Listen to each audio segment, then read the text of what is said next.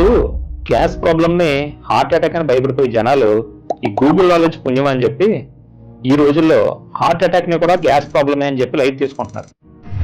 So heart attack గురించి అందరూ తెలుసుకోవాలి, ప్రతి మనిషికి తెలియాలి. సో హార్ట్ అటాక్ లక్షణాలు ఎలా ఉంటాయంటే సివియర్ గా ఈ మిడ్స్టరల్ రీజియన్ లో, అంటే ఈ ఛాతీకి మధ్య భాగంలో కానీ కొద్దిగా లెఫ్ట్ సైడ్ ఈ ఏరియాలో సివియర్ గా పెయిన్ వస్తుంది. ఒక్కసారిగా వచ్చి తగ్గి మళ్ళీ కాసేపట్లో వచ్చి తగ్గి ఇలా వస్తూ ఉంటుంది.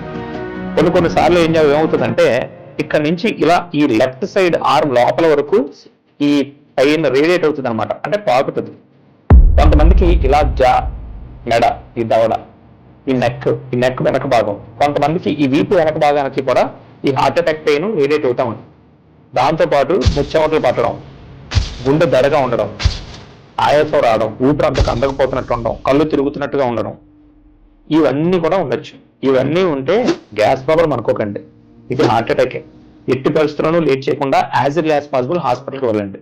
ఉచిత సలహాలు ఇచ్చే వాళ్ళ దగ్గర నుంచి దూరంగా ఉండి వెంటనే డాక్టర్ దగ్గరికి వెళ్ళి వైద్యం చేయించుకోండి. Thank you.